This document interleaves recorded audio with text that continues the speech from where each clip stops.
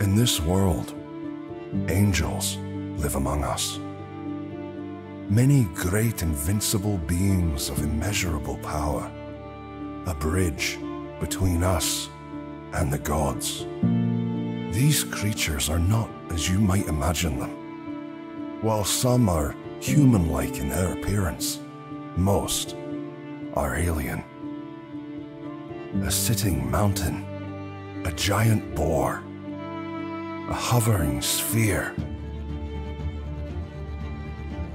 Each of the angels provides a powerful boon to the surrounding area and its inhabitants. They do not speak to us. They do not move.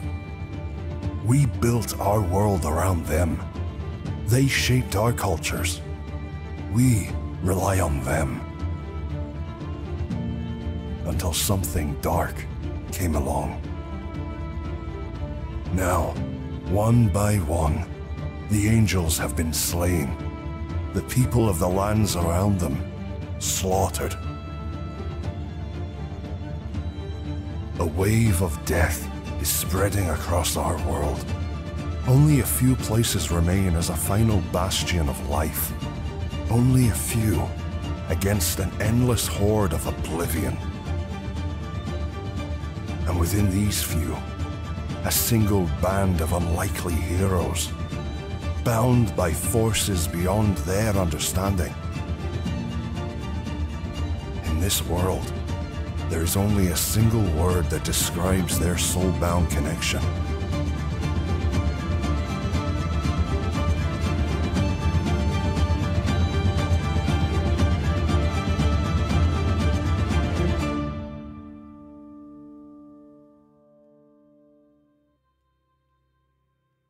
As you stand within this room in the monastery at Quura,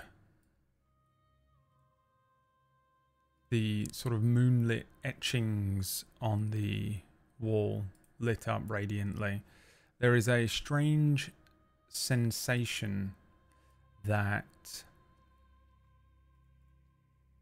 creeps over your skin, like the air itself is thickening and growing heavy with some unseen force, and your vision begins to blur. The dungeon walls around you seem to sort of warp and blend, twisting unnaturally as if reality is stretching beyond its limits, and the sounds of Sirius's voice cry out to you, becoming distant and muffled, as if she's speaking underwater. As you might look to Sirius, she reaches out, twisting and turning between each of you, a confused look across her face, and without warning, the ground beneath your feet shifts, and you feel an unnatural pull, like the world itself is yanking you out of place. The fabric of the world sort of unravels around you, and you're dragged into something deeper. The world around you stretching away. Then, as quickly as it began, the falling sensation stops, and you're dropped lightly as if placed onto solid ground. But something's wrong. The air here is different. It's thick and humid. Every breath feels like it drags in more than just air. The colours around you are muted and dreamlike. The edges of everything seem to shimmer and ripple as though not fully real. In the distance, you can hear faint whispers, too far to understand but close enough to feel unsettling. And looking around you, you realise you're no longer in the monastery. This is a sort of distorted place, a twisted version of reality. There is mirrors on the walls. In fact, the walls sort of are mirrors. In places, there is some stone. But everything is kind of green, has a sort of green hue to it. And you're on no ordinary sort of plane of existence, I guess it might feel like. There's a faint scent of sulfur and iron. And you do not see your other companions. Instead, what you see ahead of you is another version of yourself. The edges of their skin blur and distort. their eyes aflame with a dull power. The version before you is darker of skin, the colours of their clothing dimmed, almost a shadow version of yourself. Dark Jildan, Dark Thrak, Dark Seer smile twistedly at their counterparts, and those counterparts need to roll me initiative. I'm going to bring you over to this set of hallways here. Jildan is over up on the top right. Thrak on the top right, sorry. Jildan on the top left. Seer on the bottom right with dark versions of yourselves. You know, I thought for a moment you were going to make it so that Dark Seer was, I don't know, like bright blue or something, because I'm already dark purple, but... Yeah, he's darker purple. I'm a drow, yeah. Yeah. He's like full shadow Seer rather than, you know, just dark skin. Right. Sort of lavender. Damn, I've got some good rolls today. Sheesh. Shame I wasted my nat 20 on a -3 initiative roll.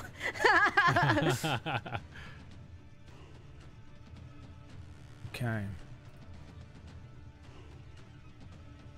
So, Jildan goes on a 17. Dark Jildan goes on a 17.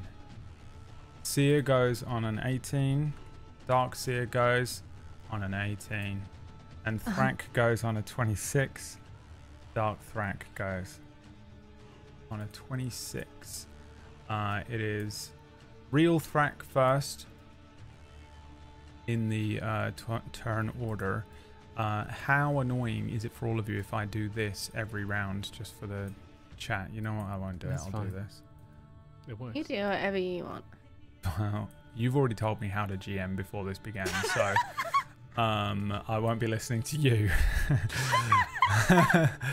I already had my notes from you today, thank you. And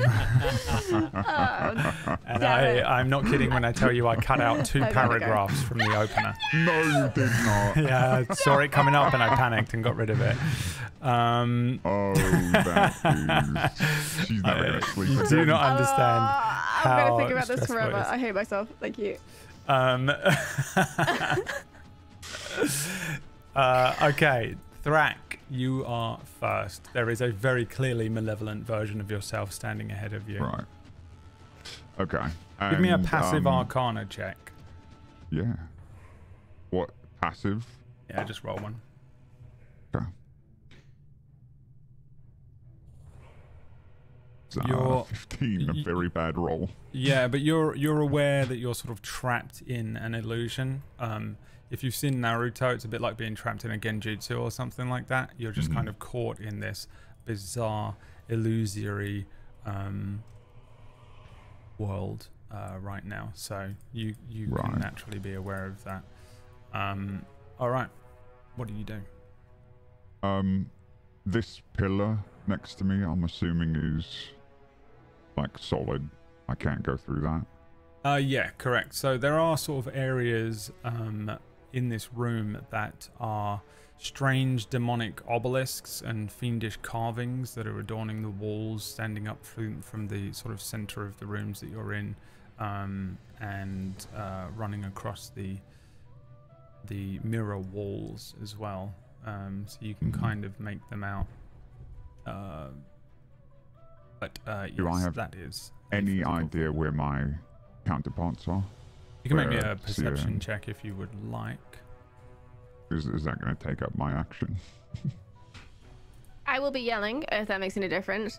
What manner of trick is this, Annoware? There you go. You hear that echo down the hall. Maybe a little further away for you, Seer, but you hear it too. Okay. Actually, Dark Jildan also speaks and says the same thing. What manner of this is Annoware? Go echoing down the halls for the rest of you. I'm being punished. Stereo. She pickpockets you. She's unsuccessful. Okay. I'm going to think I'm gonna cast slow on this piece of garbage doppelganger.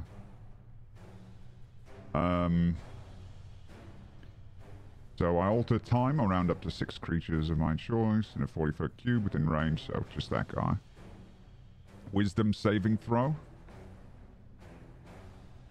I can put the thing in there. One can read it. Okay.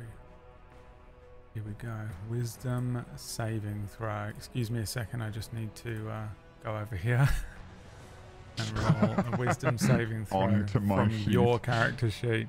A 15. That I think is a fail. Yeah, it's 17 is my spell save DC. All right. So you alter time. Blah blah blah blah blah. The speed is halved. It takes a -2 penalty to AC and dexterity saving throws, and it can't use reactions. On its turn, it can either use an action or a bonus action, not both, regardless of the creature's abilities or magic items. It can't make more than one melee or ranged attack during its turn. Okay. And also, it sounds like this.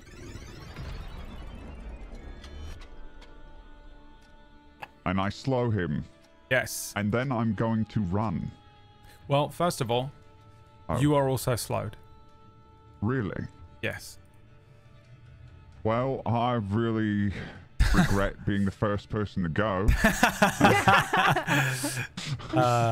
Dark Thrak is slowed, and you are slowed. Interesting. Okay.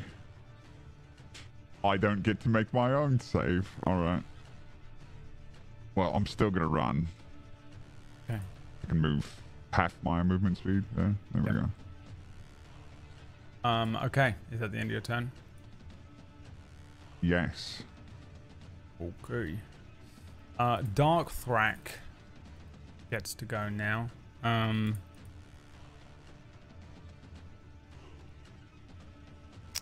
I think Dark Thrak will throw a ray of frost at you.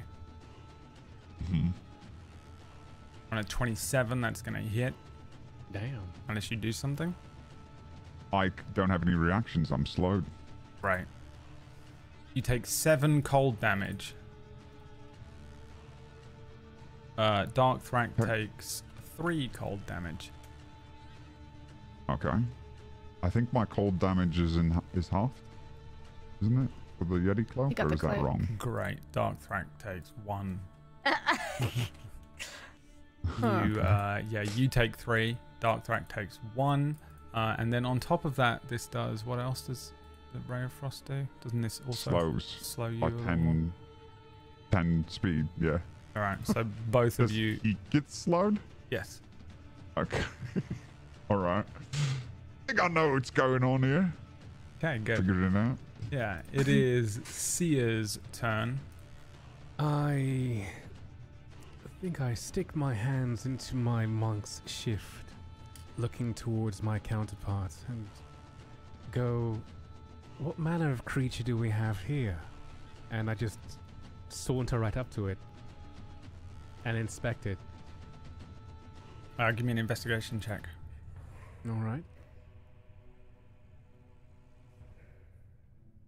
19. There's some magic bullshit going on here. You can give me an Arcana check as well, and I'll give you the appropriate answer. A 13. Much like Thrak, you come to the conclusion that you're in a sort of illusory world, but more like an illusory trap. You get the sensation of being caught in a spider's web, maybe.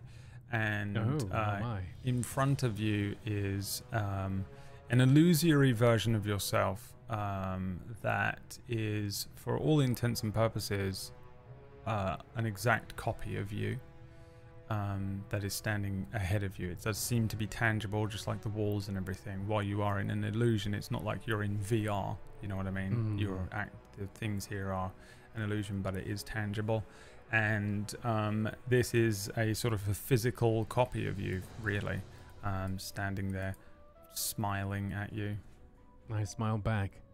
I lean forwards, looking at my counterpart, and I think the eyes on my forehead, which are closed, open up in a slight gaze, I want to say a leer, at this creature.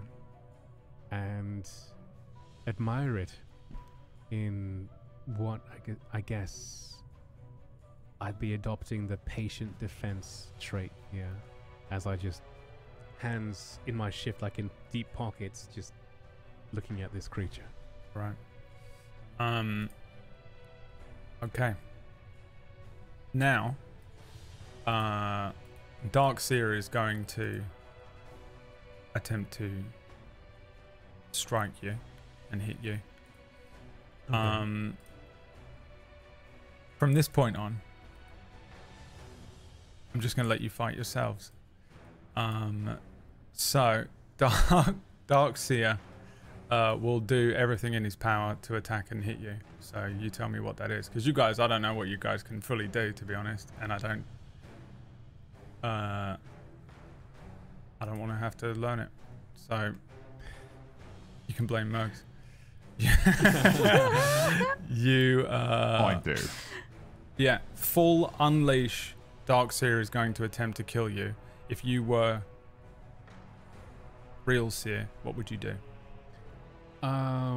If I was real Seer, I'd probably just try and admire myself right now. But if I'm a creature trying No, to you're kill real. me, If you were Seer and if you were Darkseer and you were trying to kill this Seer, what would you do? right, in that case, I would use this attack and miss.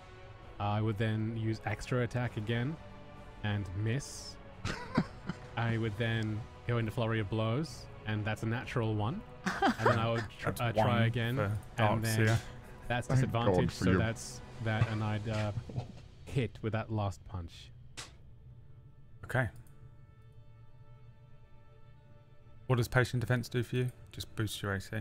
It just it just makes it so that I have advantage. I mean, they have disadvantage when attacking me, I believe. Okay. All right. So one of them hits. Give me the damage for yourself. Okay.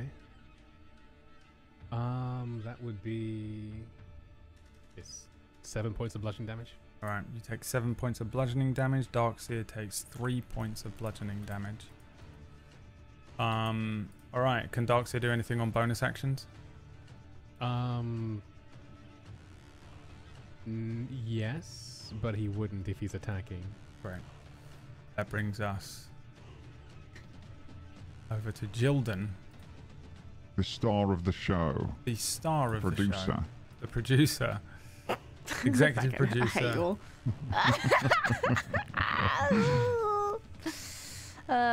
Can I see down these? Is this middle pillar like blocking my line of sight? It is sort of blocking your line of sight, yeah.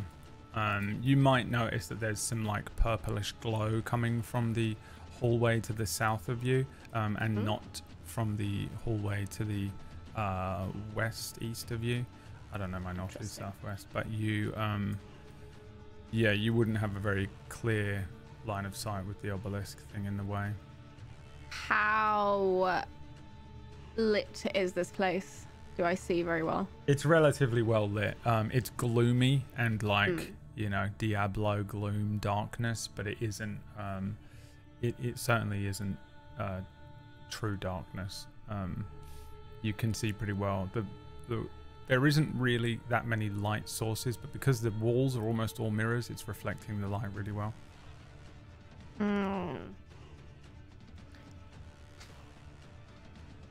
I would like to run to this little staircase and then take a look down this corridor, see if I can like peer around and see anything.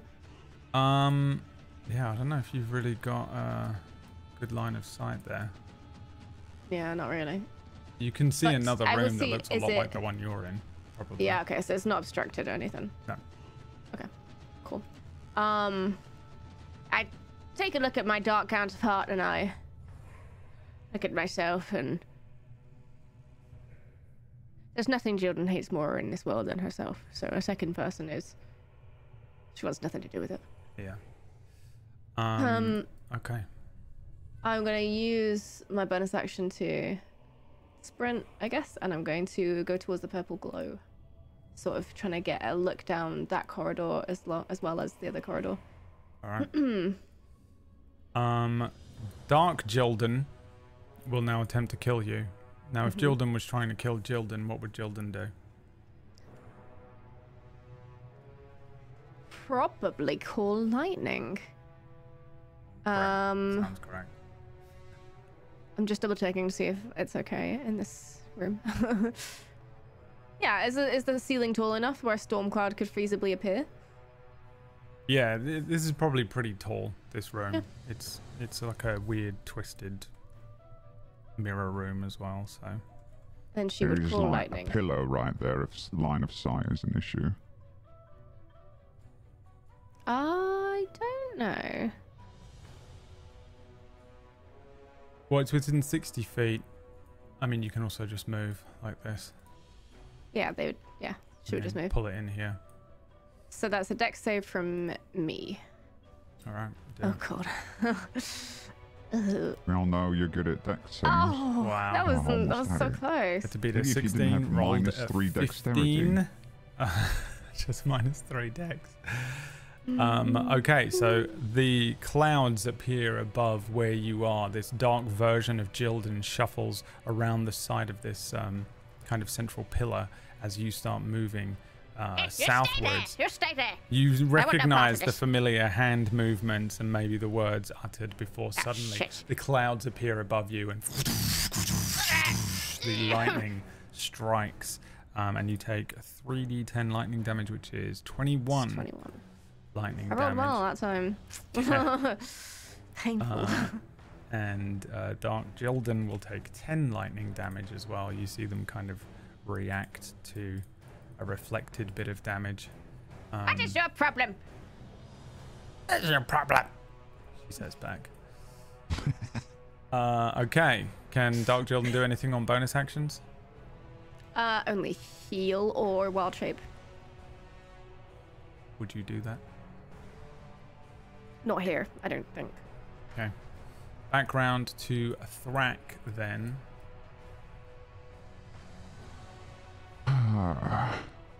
Yes. I'm going to... I think I'm going to go with little Misty Step. Since I'm so smart, I'm thinking there's something else going on here, so I'm just going to try to get some distance. 5, 10, 15, 20, 25, 30. And then, You have that much distance with all this slowing stuff going on? that's Misty Step. Oh, okay, yeah. I cast Misty Step. And then I'm thinking about whether I want to drop my concentration or not.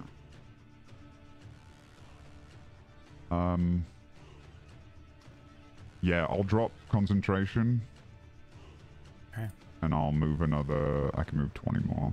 You are unslowed, so is Yeah, 5, 10, Dark 15, Thrak. 20. And can I see her?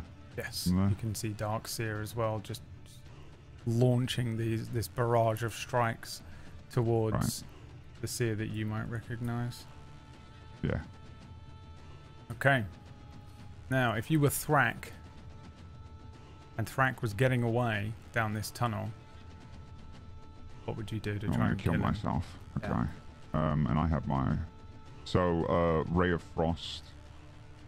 I believe it falls off the start of my next turn, so it's gone now from both of us. So he would move his full 30 feet over here. And he would cast Fireball.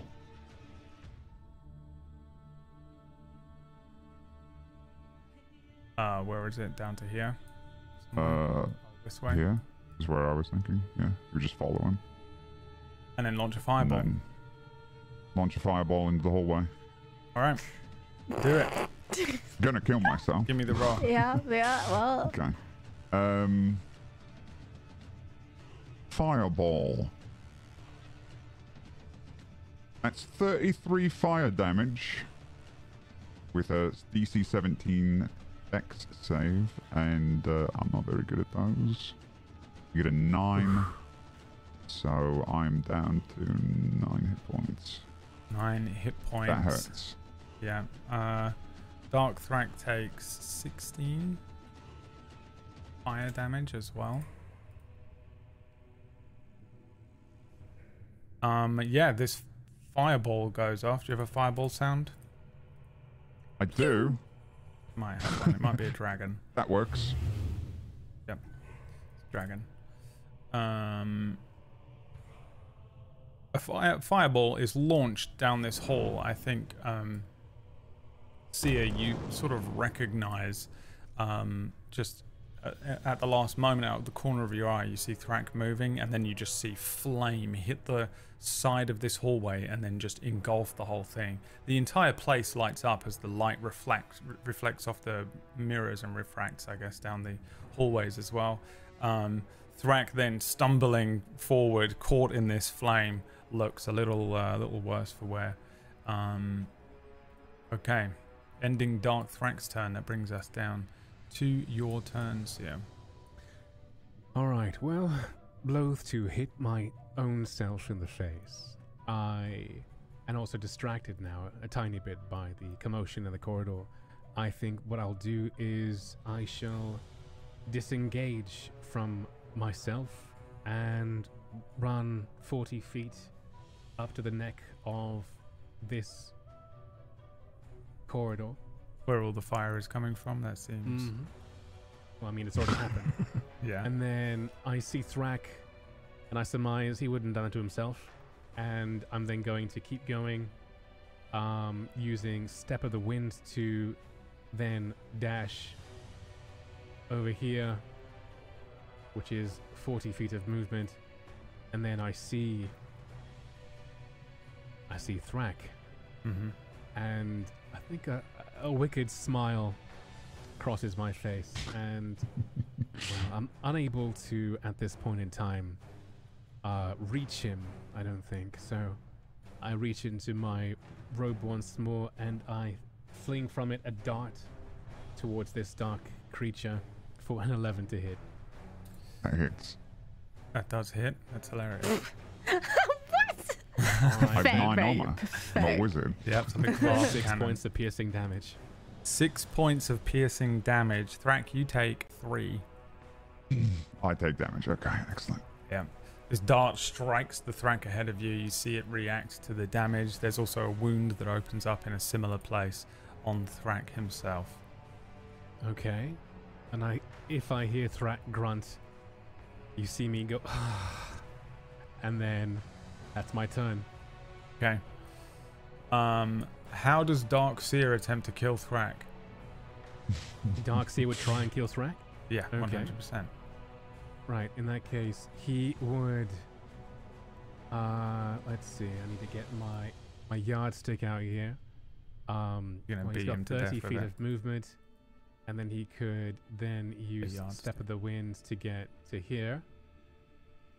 I guess he'd use his big stick and beat him down with it, I guess. Right. Do it. Okay. So he would use his staff for 13 to hit. Actually, what happens is I cast a new spell called Temporal Shunt Ooh. to save my life. You target the triggering creature, it's a reaction, which must succeed on a wisdom saving throw or vanish, being thrown to another point in time, causing the attack to miss and the spell to be wasted. At the start of its next turn, the target reappears where it was, or in the closest unoccupied space. The target doesn't remember you casting the spell or being affected by it. I'm just going to take him out of time for a minute. Okay. Yeah, you're telling me that Dark Thrak could have done this? As a reaction. Do you have no reactions? What's that? Does Dark Thrak have no reactions? He has reactions, but no one's attacked him. Sia just threw a dart. Would you wanted him to do it on a dagger throw that does 6 damage? You only do it once. I don't know. Okay. You No, tell me whether this is the type I of thing. wouldn't have done it. Is Okay, he me? fine. All right. Yep. Sure.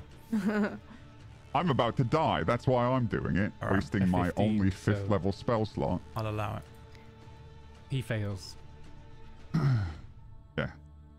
So he's just done for this turn. Yeah, okay. So he ran up to here. Is this where he is, where he gets shunted out of time? No. Yeah, actually, yeah, that is where he is. Okay. He is out of time. So we're just going to put an X on him for now. So he is just gone. Yeah. He's no longer here. For a turn or a minute? One round. One okay. turn. Yeah. Nice. All right, great. Yeah, we see this version of Seer run forward and then just sort of spiral out of time and then is just gone. Bringing us, I think, to Jilden. I look up at this lightning in the sky and I know that it won't stop striking until either I'm dead or I can make a very, very lucky save, which is not my forte these days. Yeah. I take a terrible gamble. I take 10 steps forward. I set my counterpart. I thought that was going to be it. I thought that was like... I take a terrible gamble, I die. I assess my counterpart. Okay, and when you say assess, you like full on casting just Libra RP. here? Nope, just RP. Or you're I'm just having a look at them. All right, yeah. Yeah, I'm having a look at them and I'm... What are you? And What then are you? I cast Yoda Blight. fight all of a sudden. So that is a con save from Dark Jilden. All right, please make me the con save for Dark Jilden. 10, that's a fail. Which will be 33 necrotic damage. Oof. Nice. Okay, you take 16. But I am also resistant to necrotic damage. Oh, is Dark Jilden resistant to this? I don't know. I don't know how much Dark Jilden mirrors me. Is she Fully. undead? Fully? In every way. Okay, well that's what I'm testing. So, All right. But I wish I yeah. knew what. Okay, so. Well, that was your undead bullshit. So. Yeah. So you take 16, and then you half it again, so you take 8. Dark Children takes 16 of that damage.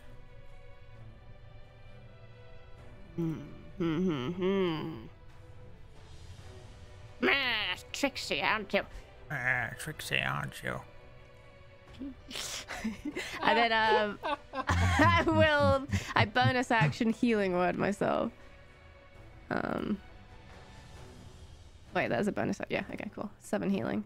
You How heal does for healing work 7. with this undead shit? Am I? You're fine. like- You can heal yourself because you're chill. trying to heal. You're not actually undead. Yeah. You're alive. Your body's just being puppeteered. So you can heal. Dark Jilden heals for 3. Is that the end of your turn? We are limit testing.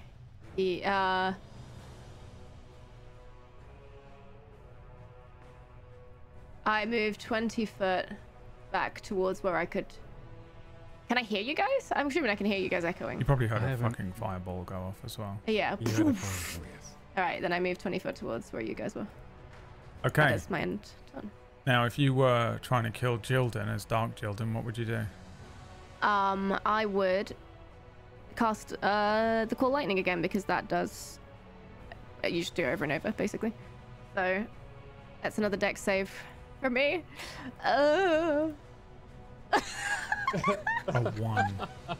That's not even a natural 1 either. It's just a 1. How do you have -3? There's You have something about 4 rolling a therapy. 0 and a 1 and it not coming up like red, you know? It's just so funny. Oh, it could have So been depressing. worse. That's 11 lightning damage. Okay, you take 11, they take 5. And they would likely use healing word as well. All right. So that'd be 7 healing again. We're mirrored. Yeah, and you get 3 of that. Okay. Thrak, it is your turn in the hallway. Yeah. You accidentally moved, Sia. I think you Zedded him back. Not regular Sia, Dark Sia. Yeah. Oh, okay. Sorry. I think my page is a little funky. Which is fine because you're in a weird illusion world, genjutsu, so... I'm gonna run over here. And I want you to know, Myre, that I looked at all the possibilities here. And because... like, the only thing I can do right now... that really makes sense, I think, is cast Fly on myself, which is really bad for you if you're fighting Dark Thrak. But Oh, don't worry about it. okay, well, I'm doing it. I cast Fly on myself, and I'm gonna fly into the air out of his reach. So I have another 30 feet of movement now because I cast Fly on myself now. So can I go like 20 feet in the air and then still move 10 feet over? Yeah. Okay, so I'm now 20 feet in the air, and I move another 10 feet over here. Okay, let me just... And that's my turn. And I guess Dark Thrak is also flying. Yeah, I think this works on Dark Thrak as well. Yeah. So Dark Thrak also begins to float up into the air and can now also fly. What does Dark Thrak do? I think... The sort of prime directive is kill you three. Right. And he has the knowledge I do about, like, what Sia is good at. It is you. Okay. They are just fighting dark versions of themselves. You know, they're in the exact same fight, but they're a bit more they're bloodlusted. Right. So with Sia, I think he'd cast Phantasmal Killer, which I don't think I've used yet. Right. So I tap into the nightmare That of should be interesting. Sia. This dude plus More the lack of illusions. fear. What the fuck could possibly manifest as a nightmare? While he thinks of that, you can tell us the rest of the spell. Yeah. So it's an illusionary manifestation of your deepest fears, visible only to you, Sia. You must make a wisdom saving throw. On a failed save, the target becomes frightened for the duration. At the end of each of the target's turns before the spell ends, the target must succeed a wisdom saving throw or take 4d10 psychic damage. On a successful save, the spell ends. That's it. You've killed Myre. Look at him. Like, this is the most. Yeah, These so two it's, secretly could not be happier that they get to PvP one another. we get to fight each other. What's bad is that the dark versions of us are going to win both fights. So yeah, bloodlusted versions of Myre and Orcish would be an interesting one. All right, so I guess Sia first make a wisdom saving throw against this, because otherwise it doesn't. 19. Oh, yeah, baby. What is the nightmare? We'll never know. Once again, we are denied Myre exposition for I Sia. know. We'll never know who he is. Never going to know anything about him. Which I love. I kind of imagine you watched this as a TV show and just never found out anything about one of the characters. They were just entirely elusive the entire time. It would be horrible to watch, but I would absolutely respect it beyond belief. The same. I would respect that so much. What a mystery, man. All right, so yeah, you shrug off the effects of this spell that you see sort of being cast by this dark and elusive version of Thrak, Sia, and then 30 feet up in the air. And then he flies 30 feet up in the air. All right. Can you do anything else, Thrak? Nope. Okay. Normal Sia. Well, I know that if I was to attack this creature, it'll also attack Thrak. I don't want to kill Thrak. We're trapped. So instead, I sigh at the prospect of not killing Thrak, and I'm going to run 40 feet down here. I'm going to use Step of the Wind to move 80 feet here, and then I'm going to then use Dash as an action, which is going to double my speed plus modifiers to get 160 feet in front of this purple orb over here. Jesus. Okay. Yep. You run over to these purple orbs. So in this room, there are 3 sort of twisted, weird, demonic, gothic-looking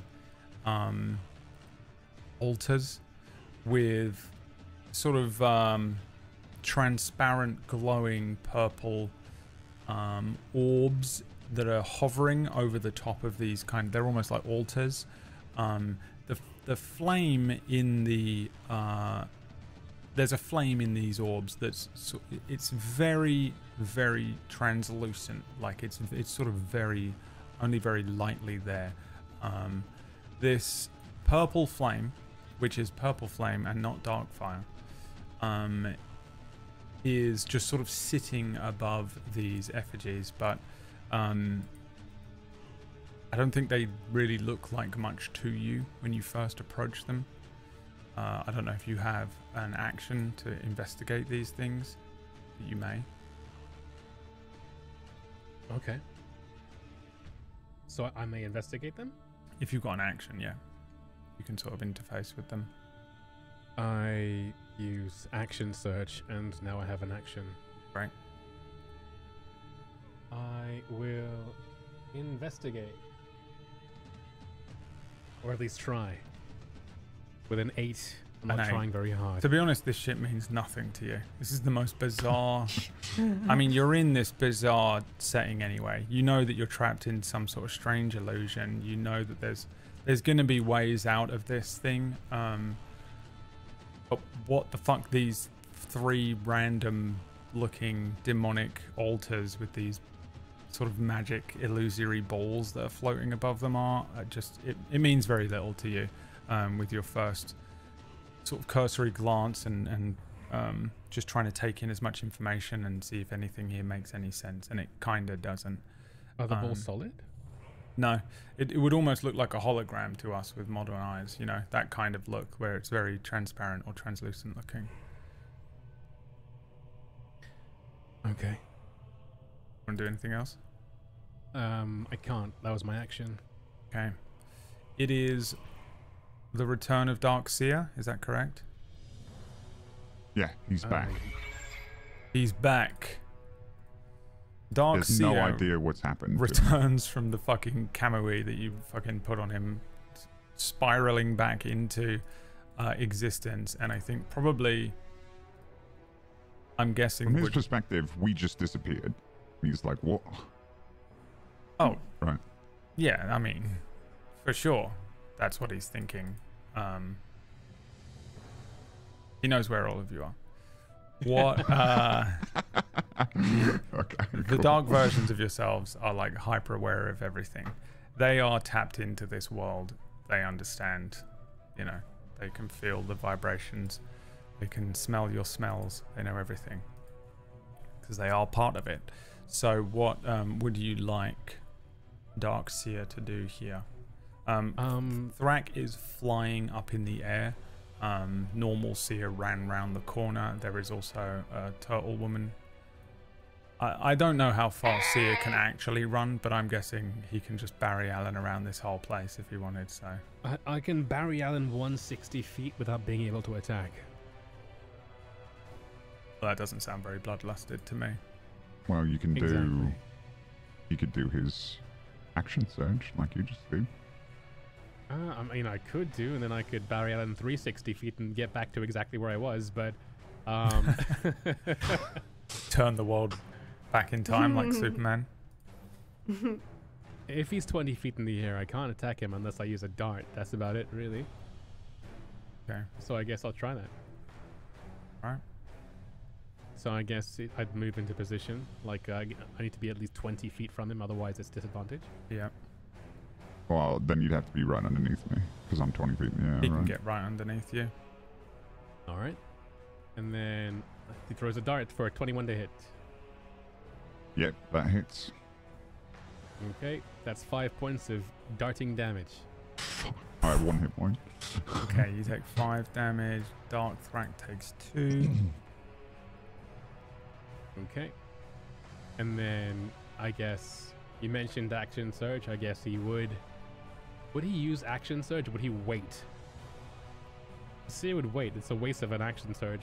But I used action surge to look at something, so I'll use action surge to dart again for a 23 to hit.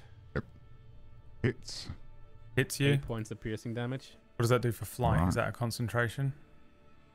Oh, yeah. I've got to do some is it con saving throws? If you're unconscious, you just break concentration. Well, I'm not unconscious, though, because I have relentless endurance. Right, that's right, yeah. He would have had to make concentration saves anyway, though. So, yeah, you just need to make 2 constitution saves. And cool. beat a 10. Okay, well, so you failed on the actually, first I'm one. on the ground. So he would just punch me, I'm assuming. Can't do it. If he's on the ground now, things change because I can't just punch him and I can't use my weapon because of how extra attack works. Yeah. And I can't use my dart now because he's too close.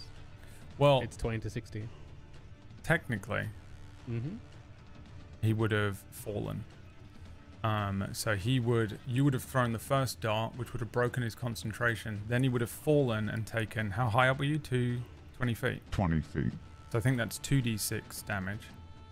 Okay, so then I use my That would that's my have relentless brought endurance. you to 1 HP.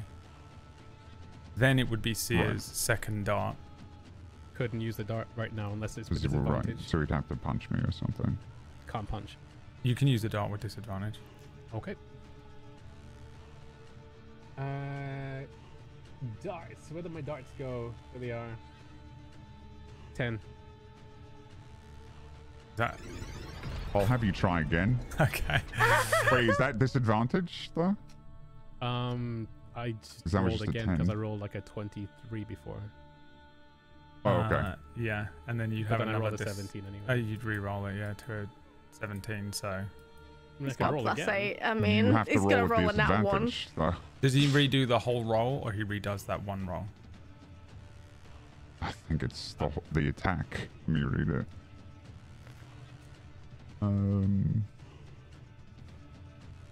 But say not This maybe is take a calm. step back and choose to take an opportunity attack in order to better advantage his own attacks. I feel like that's something Seer would absolutely do. Seer would do it. I don't know who this Dark Seer is. He's bloodlust. you? When they make an attack roll, you can force the creature to re-roll.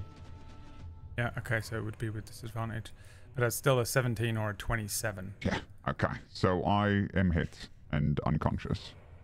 How much damage do you hit me for? For 7 points of piercing damage. Cool. Thrak falls unconscious, 6 which means points under. Dark Thrak falls unconscious. Good luck, team. Good luck, team. I don't say that. Yeah, Dark Thrak didn't say it either. That's why it was just with my voice. It is Jilden's turn. At the end of Dark Seer's turn.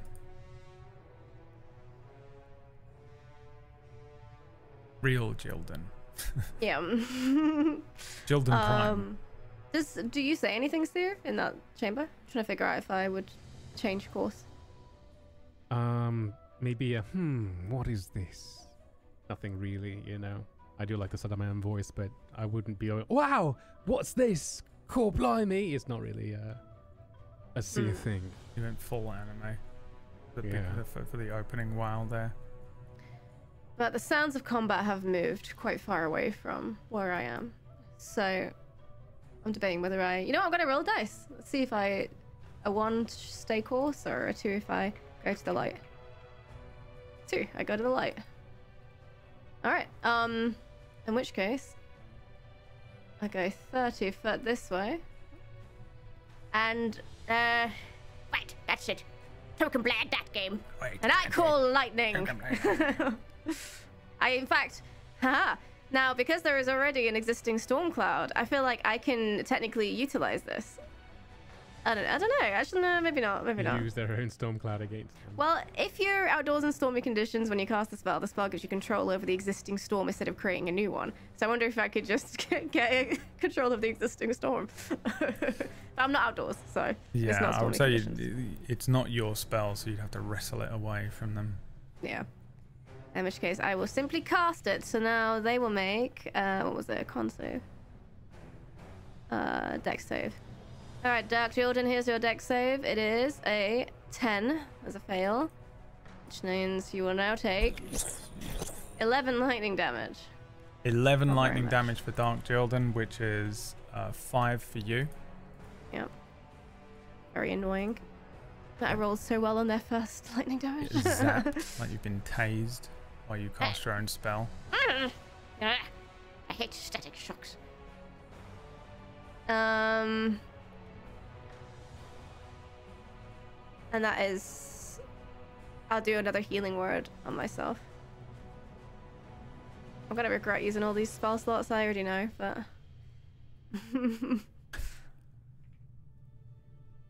Okay, so that's 5 healing for me, and that's the end of my turn. 5 healing for you is 2 for Dark Jildan. Right, if you were Dark Jildan and you were trying to kill Jildan, what would you do? I'd be calling more lightning. Just It's the most both effective. of you are just Yeah, we're just force lightning. throwing. Yeah, we're having a party team fight. Power. Get off me! I roll a 4 on my dex save, so Dark Jordan does fuck off 18 lightning damage. I hate it here, Okay, man. that's 9 to Dark Jildan as the two of you are just echoing down this So hall goofy. towards you, and like flashes of lightning are just happening. There is just chaos in the room to the north of you, Sia, as this madness goes off. Thrak, make me a death saving throw, please.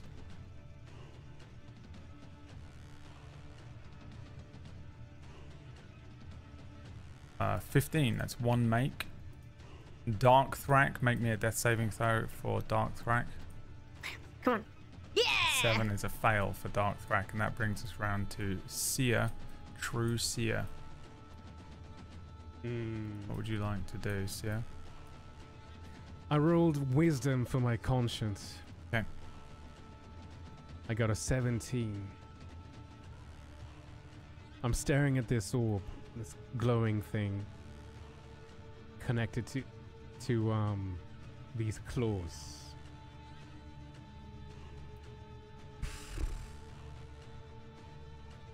I think I will probably... You mentioned the orbs are not solid. Correct. Can I climb into it? you can, yeah. I climb into it. Right. Nothing happens at all. It would be the exact same, I would imagine, as if you, in real life, climbed into a hologram. You wouldn't really feel like anything, and nothing really happens. Okay. In that case, I will then move 40 feet here, and then use Step of the Wind to get to Dark Seer, which I'll just make. Okay. And then I will...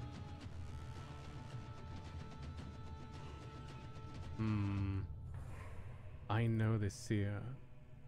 So I'm going to hold that thought, and I'm going to attack the Seer. Okay. With an 18 to hit, which hits with my staff for 12 points of bludgeoning damage. Okay. You take 6. Okay.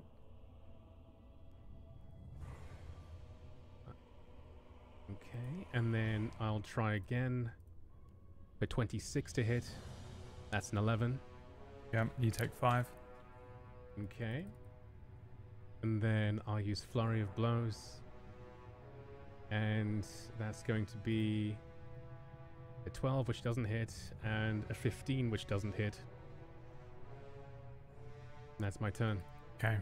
Yeah, the two of these seers just start exchanging blows, I would imagine, since I'm going to guess that Dark Seer is just going to start punching you back at you. Right. And hitting you with sticks. So roll, please, for Dark Seer. Alright, Darkseer fights back using his staff for a natural 20, which is going to be a 15 points of bludgeoning damage. Okay, you take 15. Dark Seer takes 7. Okay. And then he's going to try again and press the attack for a 23 to hit, which I does. just want to say for the record that both Seers are on 15 HP. For 10 points of bludgeoning damage. Okay, you take 10, he takes 5. Okay. I've got from 15 to 5. He's then going to go flurry of blows, I guess, for 20 to hit. It's going to be a 5 and a down. Damn. Okay. 5, he is on 8 HP. You are KO'd by Dark Seer at the end of Dark Seer's turn. I'd imagine that Dark Seer would actually try and get to Jilden, so I'll let you calculate how far he can make it. Why does Darkseer stay alive when Drak didn't? Oh yeah, no, you're right. He KOs. Right, condition. He's knocked out.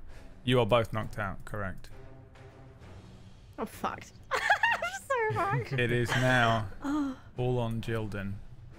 Does he not have the soul anchor thing? If you drop to 0 hit points, you don't fall unconscious. Instead, you remain at 1 hit point, but your soul begins to slip from your body.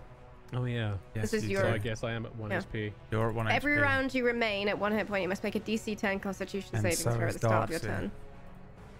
Thank you. Dark Seer is back up. They just do the Metal Gear Solid 4. They're just punching each other on over and over again. Then they fall over. One of them grabs the other one. They wake each other up. They punch each other exactly at the same time in the face again. While in the other room, Jilden, what are you doing? I call lightning one more time on Dark Jilden. Before I scarper down the corridor. That's 23 lightning damage. Oh, now, do I get... When I get this 1 hit point, is it immediate or do I lose the rest of my turn? You... Wait, explain what you just did. I called down lightning on Dark Jilden for 23 damage, but I only have 6 HP. So... Yeah, so... Dark Jilden is only brought down to 3 HP when you take half of that yourself, so you take 11 lightning damage, which KOs you. But then I also have the soul anchor, so I don't fall unconscious. I go to 1 HP. What was the wording on it? You fall unconscious or you... If you drop to 0 hit points, you don't fall unconscious. Instead, you remain at 1 hit point, but your soul begins to slip from you your don't body. actually drop. So yeah, you... So I can move, is my question. You are on 1 HP and you can still move, yeah. Okay. Yeah, I try and break line of sight with Dark Jilden. Alright. And then... Oh wait, shoot, I didn't actually give them the dex save. One sec. Well, never mind. Zero. I failed that. Incredible. Yeah.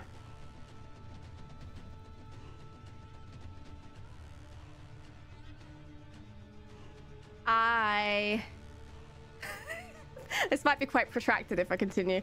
I am going to wild shape into a bear. Alright. You wild shape into a bear. Which means my hit points are now increased to 34. Yep. A bear appears with that World of Warcraft bear sound that was in that game we were playing. And then it is Dark Jilden's turn, who I'm guessing will run like over here somewhere. Ooh, actually, because I'm a bear, I can do an extra 10 foot of movement. So I'm gonna just keep. Not much, but it's enough. Yeah. All right. What would Dark Jilden do in this situation? 3 HP, bloodlusted. WWDJD. Should do the exact same thing I did. Call down lightning. Okay. So dex save from the bear. The bear ain't Jilden, so hopefully it's gonna be a 12. I don't think that's Got a to be a success. 16. Yeah. So this would do 19 damage. Okay. Bear Jilden takes 19 damage. But this kills Dark Jilden. Dark Jilden takes reflected damage here to the tune of 9 damage. So this would knock out Dark Jilden. In the other rooms, the form of Dark Seer and Prime Seer go to punch at one another, and then, like elastic band, rubber banding into Seer, Dark Seer is pulled into Seer. We see this kind of smoke of Dark Thrak rush down the hallway and enter into Thrak's body as Dark Thrak and Thrak combine as well. You would still be unconscious though. And Dark Jilden, rubber bands misting as they move towards the bare form of Jilden. The dark versions of yourself are defeated. Seer, you get 8 HP. Okay. At the end of this fight. Thrak is still unconscious. I'm gonna say, make me a death saving throw, please, Thrak. 13. 2 makes. What do Jilden and Seer do? You're out of combat. Make a med check to wake him up or slap him on the face. A medical slap, so it's not a damage slap. You slap him on the Medical face. slap. You do a medical slap on the face. Give me a medicine check. Okay. We've all been there. I twist his neck instead with a 7. Yeah, I think you just give him a slap. I'm dead. It does nothing. Good luck with the rest of the campaign, guys. It doesn't do any damage to him, but he doesn't rouse. Okay. In that case, I rummage through his stuff for a healing potion. Does he have one? Then I rummage through my stuff and I take my healing potion and give it, and I force drink this giant green hamster. Is it one that I gave you? I think it's one of the ones I bought from Thingy at the beginning of the campaign. Okay, what is it? A healing What do I potion. get? That Healing potion one. health? Yeah, what is that? 1d6? It's just a plus normal 2? healing potion. Yeah, 2d4 plus 2. 2d4 plus 2, yeah.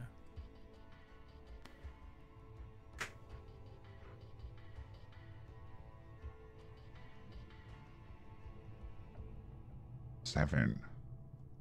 I make sure to be away and by the wall by the time he rouses, though. Okay. I'm gonna try to kill you. I don't know what you're gonna do. Yeah. Yeah. Thrak, you rouse.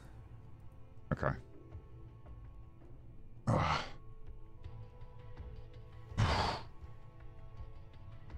Ugh. And then I pick my staff up and I look at him and I'm like, can I tell he's not Shadow Seer? Yeah. Okay. What happened? Well, your guess is as good as mine. I was fighting and I was about to win when it entered me. I'm sorry. Yes. Anyway, where's Jilden? Where's Cirrus? You hear a padding and echoing coming down the hallway towards you, and a wet slapping sound as I am quite literally licking my wounds. And I sit on my haunches next to you, large and largely stinking. You stink. Yeah. I'm a fucking bear. Of course I do. I'm vile. Not only am I a bear, I'm basically an undead bear. Do I have like a corpse bear? Well, how does this work? No, I think you're bear for. I mean, the Jildan corpse doesn't look like a rotten corpse that has just been pulled out of the ground. You know, you guys will get there. So I would imagine that Jildan, your normal quote-unquote corpse, doesn't look rotten, and it does have some signs of life to it. You're sort of vitalizing it. So I think the bear looks not necessarily fully undead, but I do like the idea that as you slowly Well, I think that because the away. druidic magic is very life focused, I think the very essence of that magic has been corrupted and would likely be rotten in itself in its own way. Yeah, so I believe that. Yeah, 100%. I just think it would be more of a reflection of your state as well, and as your body, as Jildan rots away, then the bear form and wolf form and stuff will as well. You'll show up at one point with like 3 legs as a spider one day, you know. But at the moment, it's not too bad because you're. Okay. I'm still stinky because I'm still a bear. Yeah. So. Right. What is that? And I point behind Jordan at this strange thing over here that I haven't seen yet. I'm not too sure. I had a gander, but I wasn't able to find out. Maybe perhaps you might. Okay. I'll move over there, limp my way. Yeah, you guys head over towards these sort of altar-looking demonic things. Give me an Arcana check, Thrak. It's 31. These are locks, and you need 3 keys to access them. While obviously they don't look like keys and locks as we might understand them, that's what they are in terms of what their arcane nature is. In order to escape this illusory world that Annoware has kind of tricked you and trapped you in, you will need to gain access to 3 keys. And as you think of one of those keys manifests in front of you. It looks like an orb of fire, like a flaming sphere that appears floating in front of you. It would be cool to the touch if you grab at it, but you understand that placing this flaming orb inside of the demonic looking obelisk's purple kind of translucent sphere, it will ignite that and unlock that one lock. These are keys of truth, and you need 3 of them. Okay. Yeah, I'll do that. Grabbing it, placing it inside of this thing, you notice the entire sphere, the much larger sphere, ignites, this time with an orange flame, and the room about you shifts and changes, and what was a sort of hall of mirrors and room of strange demonic obelisks gives way to an eerie sort of dreamlike set of paths that wind through a mist-covered garden, kind of an ethereal looking garden with these strangely colored trees, some of them looking green and yellow, some of them with browns and autumn oranges, but some with pinks, some with vibrant reds. And ahead of you is a split path, really. What you're looking at is 2 doorways. Behind you there is just a solid darkness, nothing whatsoever. Ahead of you, the 2 paths that wind forward and end at these 2 doorways, these mist-covered kind of trees and hedges and flora. There is one path that winds towards a doorway that is distinctly caught in a kind of patch of sunlight, and the other doorway is very clearly sort of caught in shadow and darkness, not as pitch darkness as what is behind you, but you know, very obviously one of these doors is bathed in sunlight, one is bathed in darkness. You hear a voice, the voice of Annoware. Follow the light. It will lead you to the truth. The shadows conceal the way forward. Truth hides in darkness here. Now, if the liar says this, then what does that mean exactly? I say to my compatriots. I make a dissatisfied growl. And a whine. I take a long sigh. And as I do, you see the areas of my body that have these cuts and scrapes. This section of my face that was cracked open by the staff. You see under the skin, it starts to writhe as these bright pink spiders crawl from under that layer of skin. As they do, they leave behind a purple web, which they then interlace back and forth, back and forth. The bruising on my face from that initial punch and other hits start to just sink in as I use an action for wholeness of body and a bonus action for second wind as I regain 33 hit points. Damn, son. You.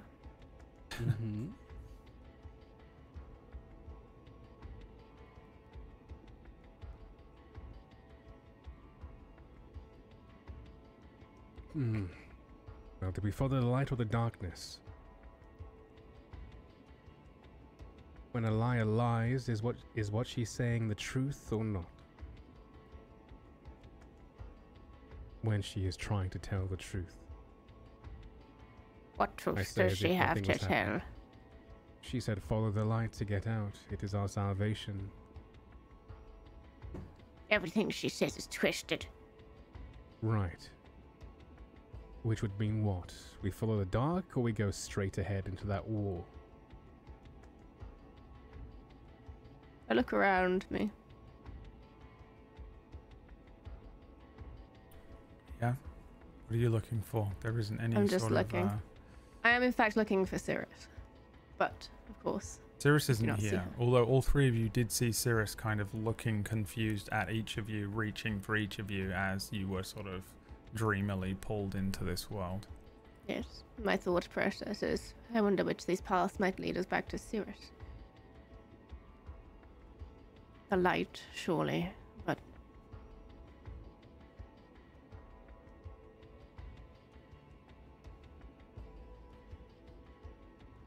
It is a 50-50 gamble. We do not know if she is lying. She is a liar. We do not know what truth she wishes to tell us, if it is a truth at all. Therefore, in my view, it is a gamble either way. We just pick one and go with it. I'll look towards our mage. What do you make of this? Well, it could be a lie or a trick. Although, I'm assuming this demon would have considered that we would know that. So, it could be a double deception. It could be true. Perhaps they'd be expecting us to know that as well. So, I think it is truly a 50-50. So perhaps both are then. Then we go with whatever we can stomach. The light. Well, I've got nothing to lose. I am already dead. So I take 1 foot forwards, then the next, and head towards the orange door, the light door. Okay. I amble behind closely. Yeah. Still a bear. Stick together. I follow them.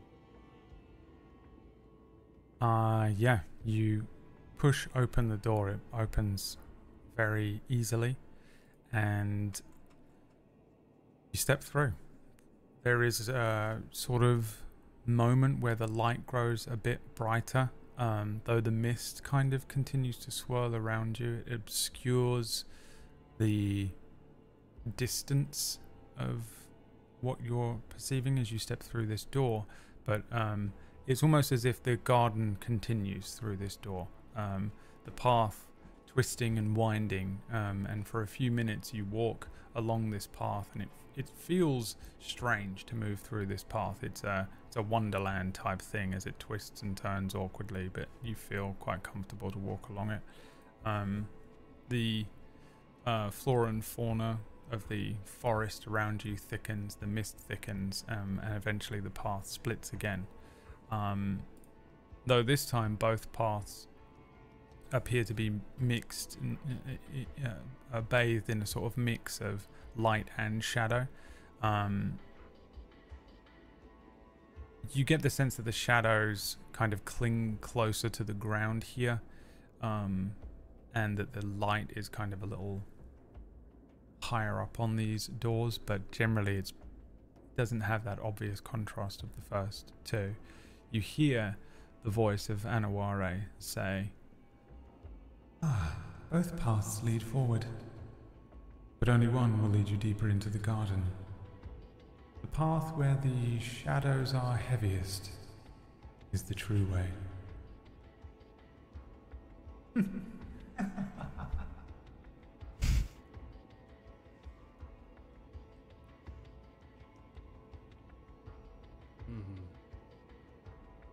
Well, we have not been steered wrong so far.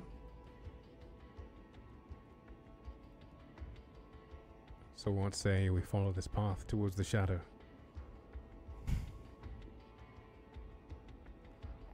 There's no saying if we even want to be here, or if we want to leave. She has nothing of substance to say.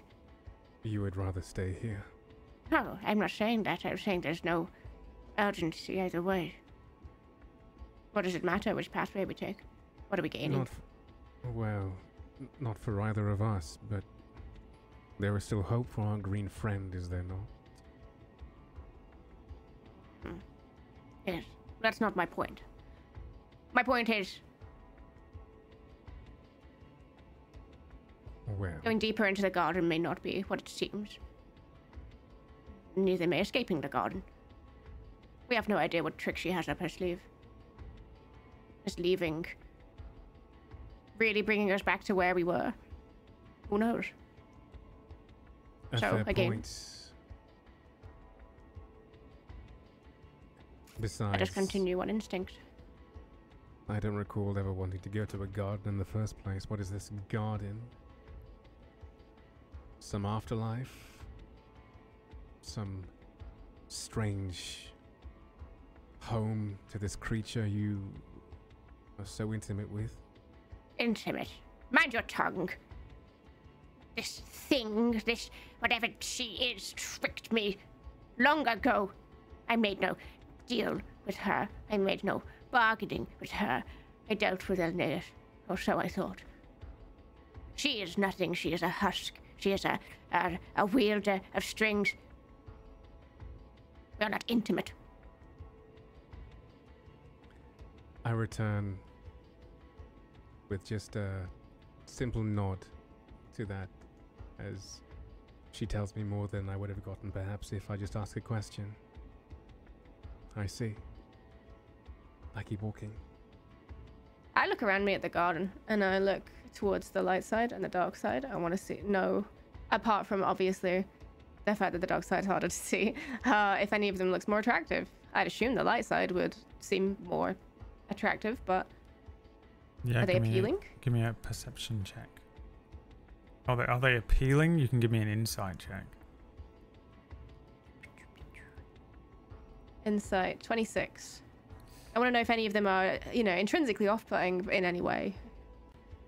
The dark side seems more off-putting. Figures.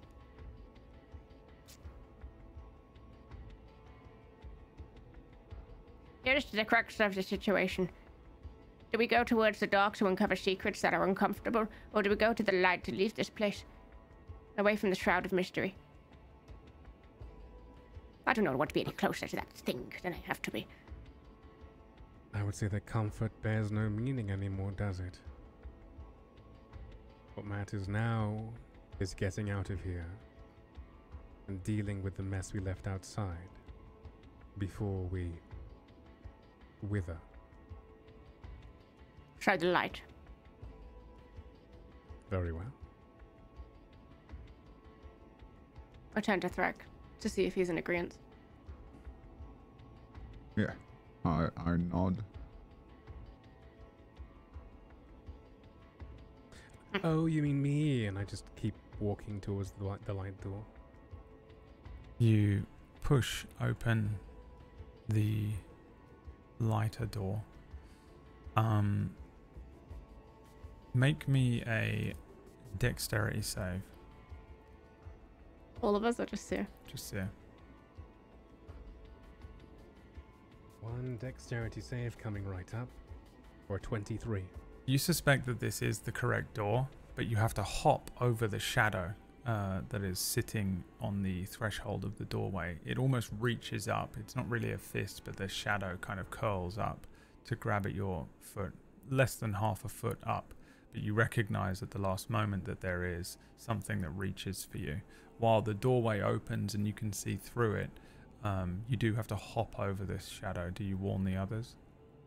Of course. I say I would mind your step if I were you, just there. I throw a dart into it. It does nothing. It just clatters to the ground as if the shadow, is not reaching for the dart. I stare at the dart forlornly. I like that dart too. Should I? I'm not feeling too light on my feet these days. Is there something you can do to remove it? I stare at the shadow. You can do it. I believe in you. Is that doing it for you? Can I do an arcane check to see if I can dispel this illusion? Yeah. The illusion of the shadow, not the entire thing. Mm-hmm. 20. Shining any light on this shadow will disperse it enough for you to be able to pass through. Okay, I relay that information. If you have any sort of light source, I think the shadows will retreat.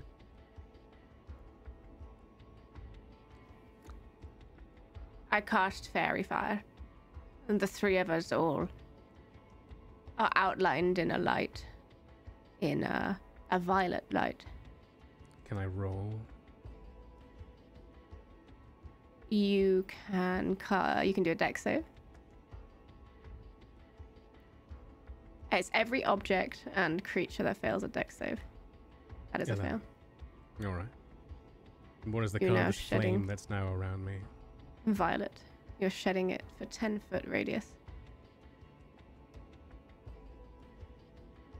Any invisible creatures in the area would also be affected and would need dex checks if there are any.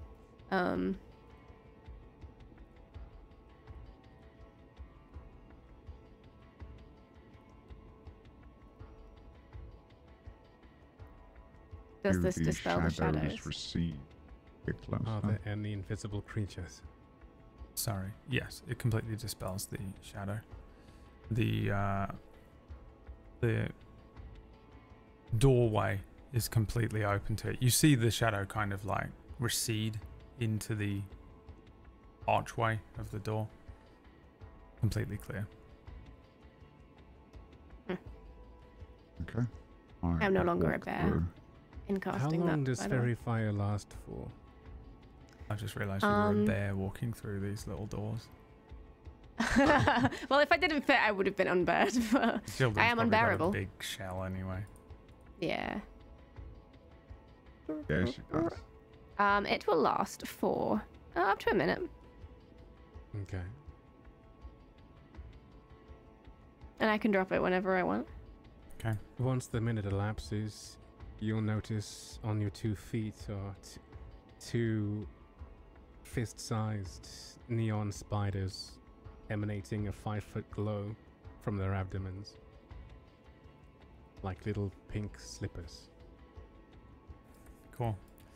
You step through the threshold safely, and you continue deeper into the garden. The mist continues to sort of thicken, but the air feels less oppressive once you make it into this next sort of part. And as you proceed down this pathway, the path splits again into 2 doorways. Both seem shrouded in shadow this time. There are faint shifting beams of light that every now and then kind of flicker on one of the doorways, and you hear the voice of Annoware say, Shadows and light both deceive here. Only the path to the left offers salvation. Truth and lies are where shadows are thinnest.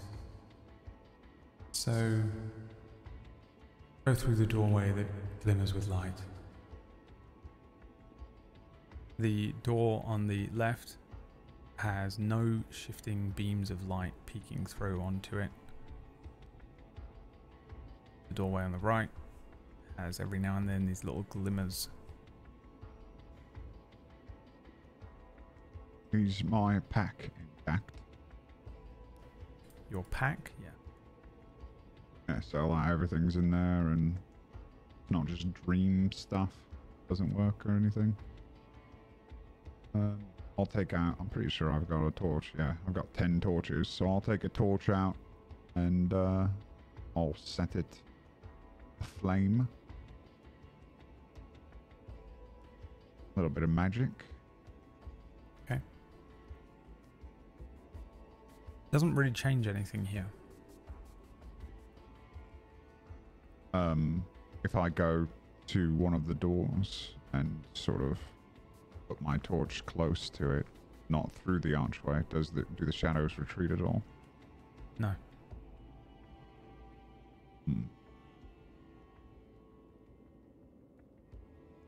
I'll like to do a bit of a fire bolt down one of the hallways. Okay. See if it lights anything up. I don't think it does really, no. You can still see it, but it doesn't really have that same sense of lighting things as it moves. Where was her voice coming from? Just everywhere, like you're in a fucking dream. Just all around you. Because she said the door on the left, and I'm wondering, our left or hers? Yeah. Well, she mentioned the door without the light. Right. She said the door on the left was our salvation. However, the door that was sparkling was the right one. However, Correct. those are two separate doors. Yeah. The door on the left is the right one. I'm not sure if she said the word right. I know, I'm just being picky. Right, no, but if she did, that'd matters. be even more interesting. It does. Yeah. It does. I don't believe a word she says. She has nothing to offer you except broken promises and lies. Right. Now, you've said, but right now we're inside one of her toys. As far as we're aware. Fair. You don't think this is within her power? I do not know truly what she is capable of. She has deceived me for most of my life. The things I thought I knew about myself, about my life, and I knew nothing. She is capable of far more than I expect she would ever reveal to me. But it's not for me to underestimate her. Very well. Is my soul attached to my body right now? Am I in my physical body? Or have we been, like, taken out of our bodies again? No, you're in your body.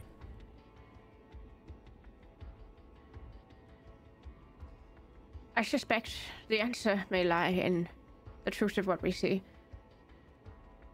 If we are able to dispel illusion, dispel shadows, dispel the lie of in front of us, then we know the path to take. We must figure out what is making those flickers.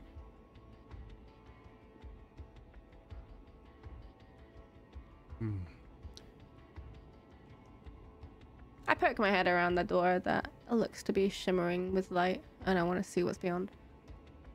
I don't go over the threshold. Well, you have to sort of push the door open. Properly. Can I do so with my staff? Yeah. You push open the door, which is flickering with a little bit of light. You can see through it. The garden ahead sort of shifts unnervingly. The path coils out in front of you. It feels like progress. I repeat the same action on the other door. The other door no longer opens. Oh.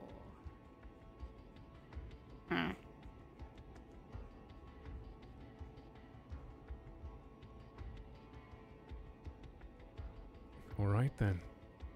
I'd like to invoke the ethereal awareness, where you can perceive the veil between the living and the dead. Advantage on wisdom checks to detect invisible creatures, undead, or beings on the ethereal plane within 60 feet. So that's a perception check. Yeah. Advantage. 27. There are none, aside from any sort of glimmers of that you might receive from yourself and Seer. No undead beings, no, this isn't the ethereal plane, and no invisible things lurking in front of you.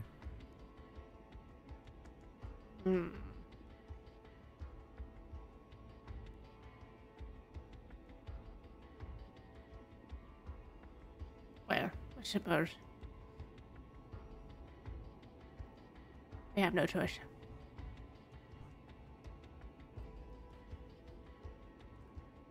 All right then.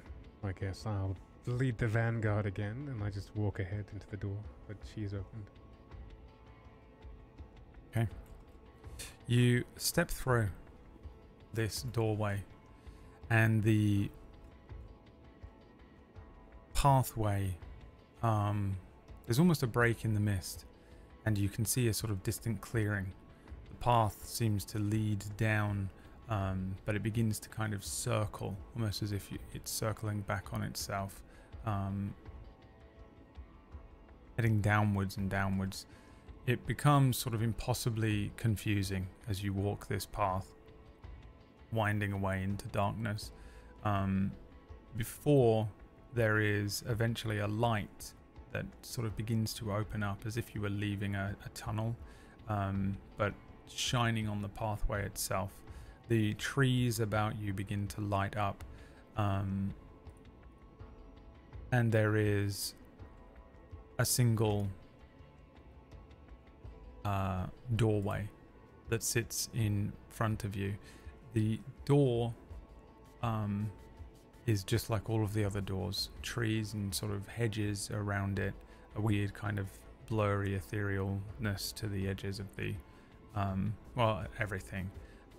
However, the sort of circular winding path that you've walked down has kind of given away, and behind you is nothing more than darkness. And you hear the voice of Annoware say, The light has betrayed you. The only way forward is through the darkness.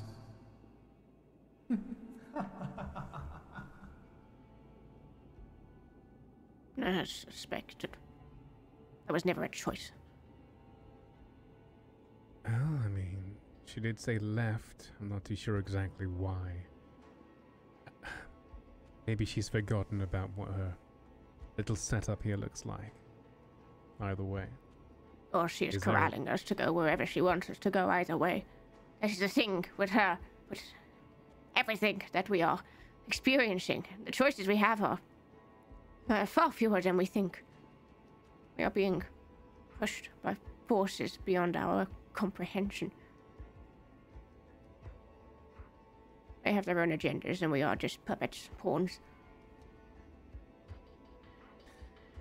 Well, little puppet. In which case, I suppose we should dance to the string that's being pulled until perhaps you get a chance to be the puppet master.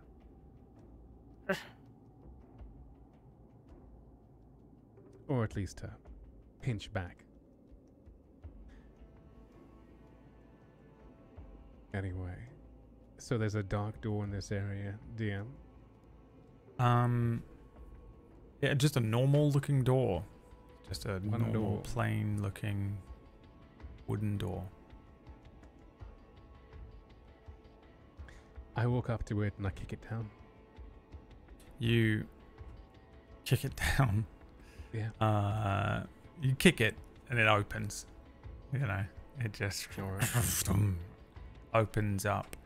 And inside is a dimly lit room filled with all of these floating orbs of light.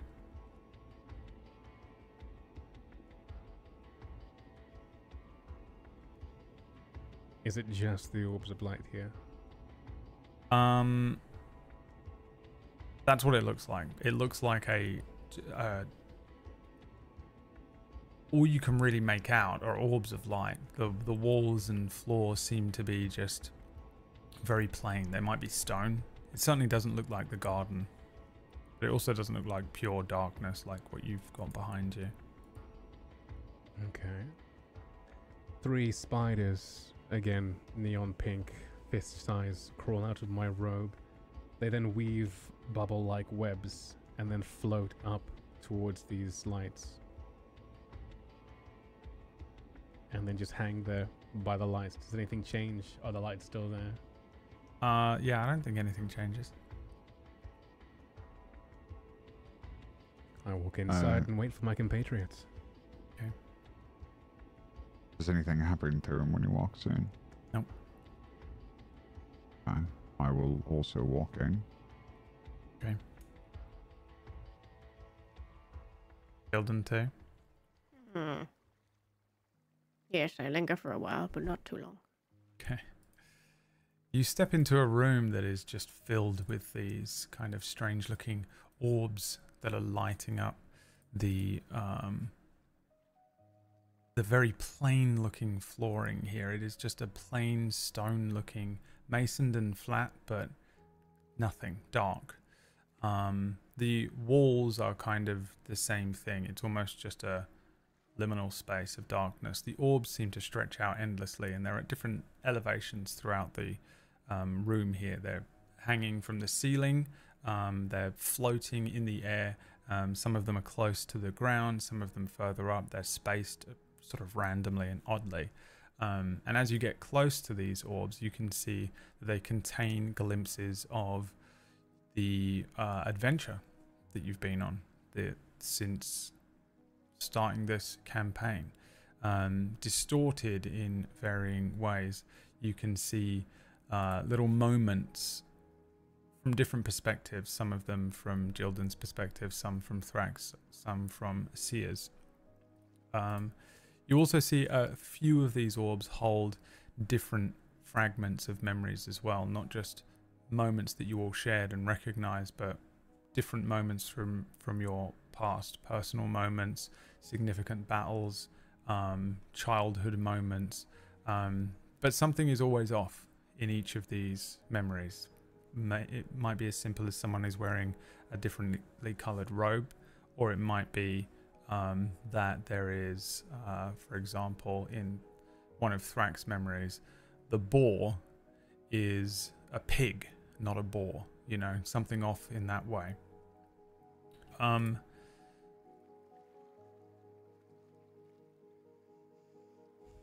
Let's start with Seer.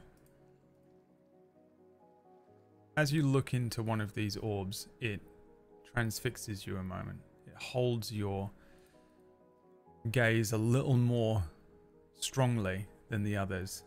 As you look into this orb, what does Seer see? And maybe what do the others see as well if they're looking into the orb as you walk through this room too? A false memory, you said. It'll be a real memory with an element that is false. All right. You see in this small portal into what could only be my past, perhaps. There are dozens of drow, long hair, deep red eyes. They're all being scolded at the moment by a man.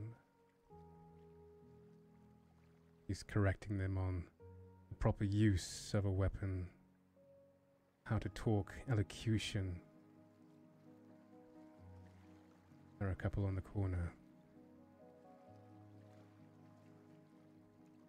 You surmise perhaps they're being disciplined, but as for how and why, you're not too sure. All the drow are wearing the same clothes in what looks to you like a classroom.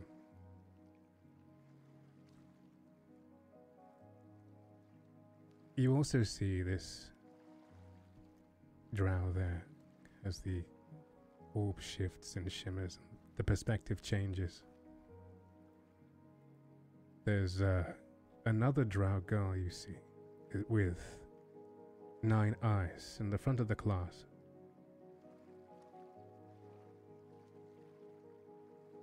Attentive, but also lost.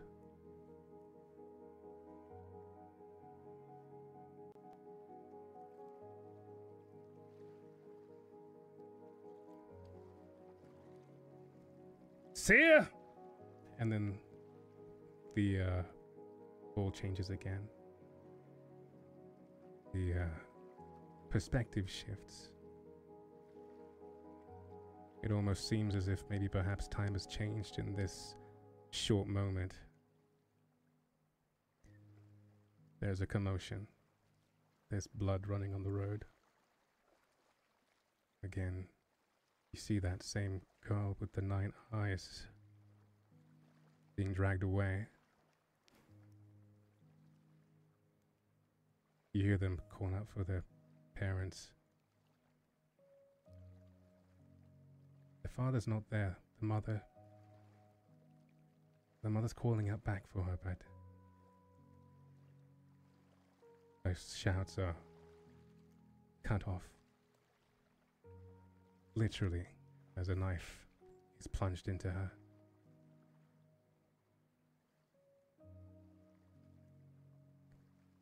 The adolescent girl is dragged up a tower.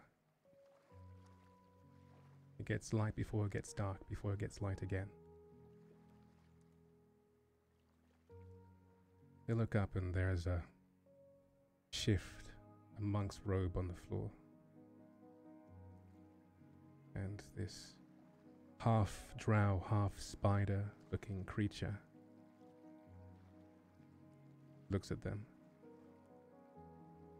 And the ball dissipates.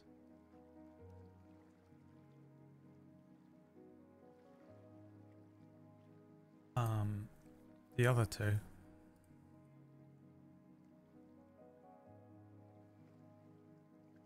While Seer is looking into this memory and you see it along with Seer, the orb in front of Seer ignites with flame at the end of the memory and sort of drops from the whatever string or chain it's hanging from and hits the ground and becomes one of the keys of truth that you can collect.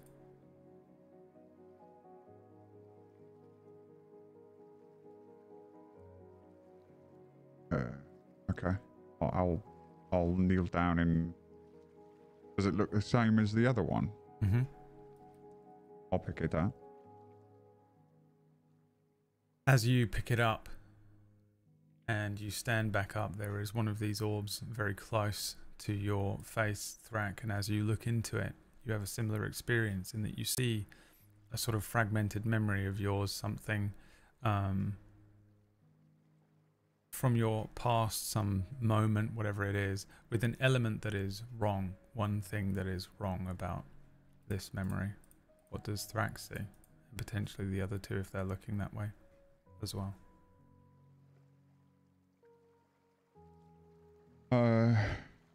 Yeah, I'm walking into the inn in Moon, and I'm got my nose in a book, and I sit down for a meal, and I look up from my book and notice that Cirrus, the Dragonborn, is sitting next to me. She's got sort of like pink and red and white scales and red horns. And she's eating her food, and I order one as well, just whatever's for dinner. And we discuss polite conversation about Moon and our time here. And she tells me that she's fairly new here and looking forward to studying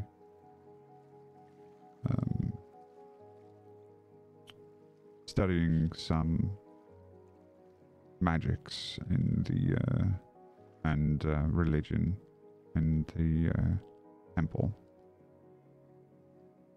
And I think that's it. Just a nice little dinner memory, nothing traumatic. Yeah. The orb that you're looking at ignites and transforms into another one of those keys of truth. This time you can pluck it like an apple if you want. Okay. I'll take that one as well. I have two in my hands now. Yeah. The walls of the room begin to brighten up a little bit. All of the orbs throughout this place begin to show the same memory. And this would be a very dark memory of yours, Childen. Something that you would not want these other two to potentially see. But it plays across all of them. What do they see? But there is one element to this memory that is false.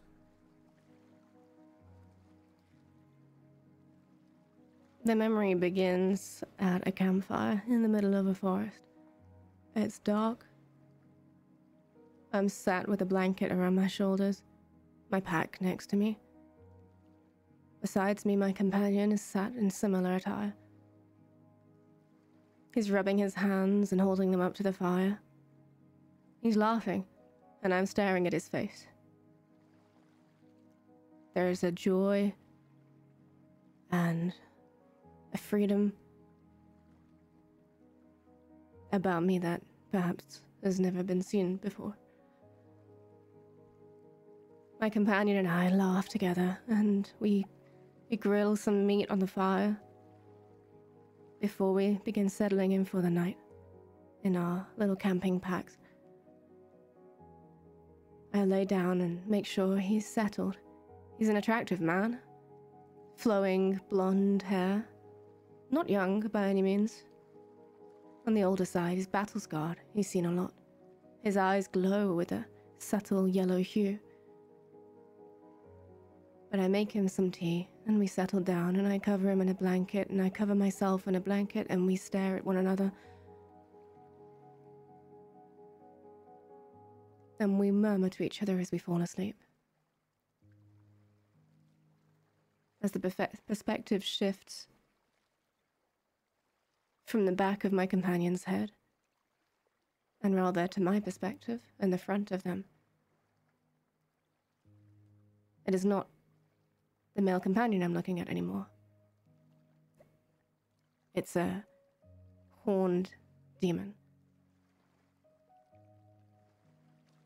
You watch as we sleep for a while. We wake up. We're smiling, we're laughing. We pack up our camp and we continue our path. We're walking down a road not well traveled. Scant few horse hoof prints mark the mud. And then we hear a sound. A wagon, trundling ever so slowly. A joyful whistle. Mute, but there. We hide behind the trees, waiting. We see him. He's a lonely traveler. He's on his own. He's got nothing, really, to defend himself with. We watch as he carries on down the path, his wagon covered in spoils, all sorts of trade, crates that seem to be covered in food and meats and all sorts of treasures. We wait till he gets close.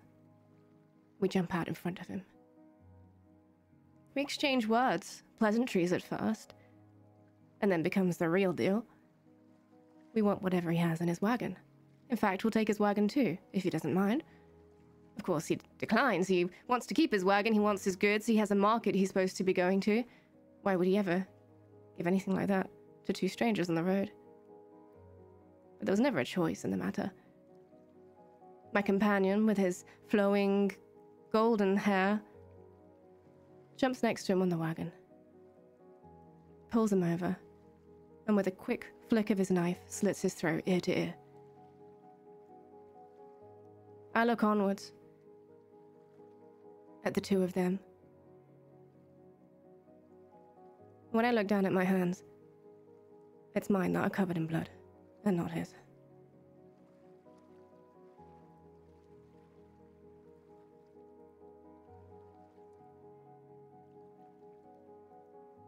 The room begins to heat up. There is a burning sensation. Immediately, there is a cackling. As you hear Annoware laughing. Each of the orbs ignites, and the room begins to shift and twist, and you find yourselves back in that original space with the 3 altars with the burning kind of holograms of orbs on them. One of them still aflame, whereas 2 of them remain kind of purple and translucent.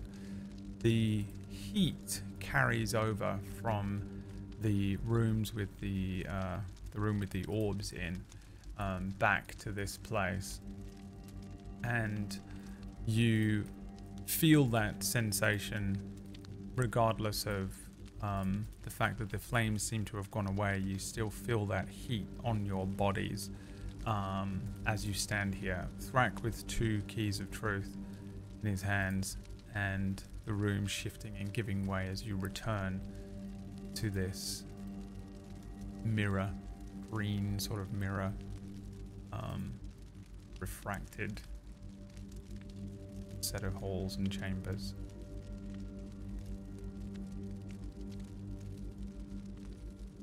How big are these orbs of truth? Fit in the palm of your hand, like baseball. Oh, okay. Yeah, so I'll carry 2 in one hand. I'll look over at Jordan, and I'm taking a moment to study her face and body language. She's tense. Again. Both hands clutching her staff. Her jaw tensed, looking into the middle distance.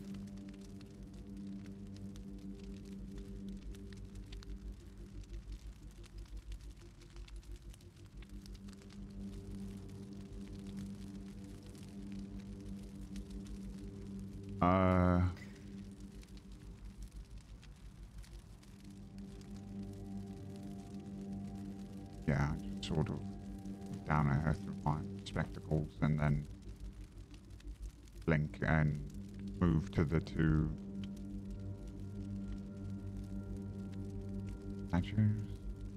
She does not look you in the eye. In fact, she looks neither of you in the eye for probably the next God knows how long, so just bear that in mind.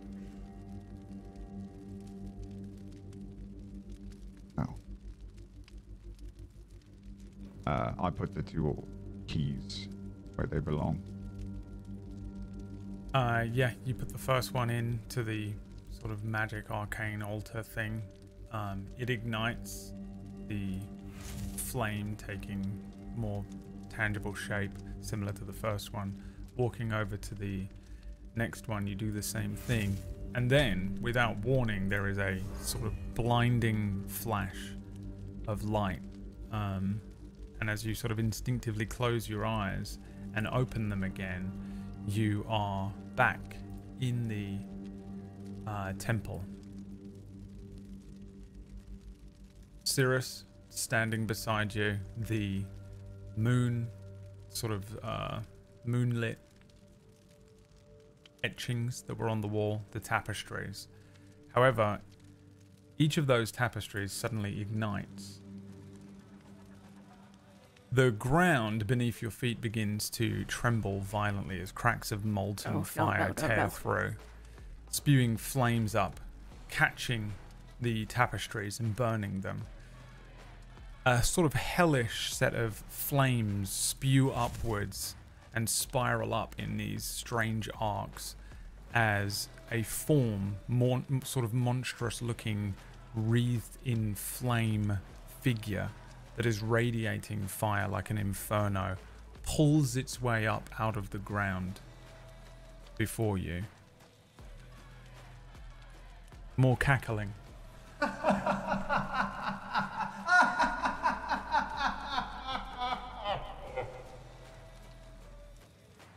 And that is where we're going to end today's session. I'm on 1 HP, by the way. Tune in next week. I've got 7. I'm in terrible shape. You are in so much trouble, but you will have a cleric back, hopefully, as you pick up next week. We missed a Mirggles this week.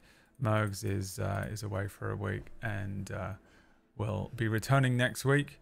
And so that was why we had this little side adventure as Annoware pulls you into a genjutsu. The sort of stunning revelation of the filler episode at the end there. A couple of them really, but I don't know if you guys are even aware of it. No. And we'll pick up from there as this creature pulls itself out of the ground, following you up and out of this illusory world back into the real world, and we'll see what it is and what you have to do and how you deal with it next week. A quick announcement here just before we end, that there is a brand new show starting up on Sunday called Deathless, which is run by Pumpkinberry. It is at, I think, 3 p.m. Am I correct on that one? Yes. 3, and it's a vampire one. 3 Eastern. And this is a show about vampires waking up after being, I don't know how much I can really say about it, but being trapped in a coffin. There is a public description in the Discord. Good. And you wake up and it's almost definitely going to be Manhattan. Where they step into. It's Manhattan 1995, I think. Staten Island. Staten Island in the 90s. So yeah, tune in for that brand new show on Sunday, Deathless, VTM fun. And we also have a new show on Fridays now called Non-Canon, which stars Pumpkinberry and Wax Steven as I run them through a sort of multiversal, strange weekly monster or sliders of the week episode. Where will they end up? Where will they go? What will happen? Even I don't probably. know. Absolutely, they will end up in Manhattan at some point during that one, because if that doesn't happen, then what was the point in me even doing it? Yeah, just as a little, a little note, we've got Gatewalkers Pathfinder on Mondays. Tuesdays, you can tune in and watch us play more of this. Quura. Fridays, Non-Canon. And then Sundays this week, don't forget to tune in for Deathless, which will be starting Sunday. All right, great. I'm going to go straight to bed. Thank you so much, everyone, for watching. We'll see you on Friday for Non-Canon, and we'll see the rest of you here for another episode of Quura next Tuesday. Thanks for watching. Bye. Bye, everyone. Bye.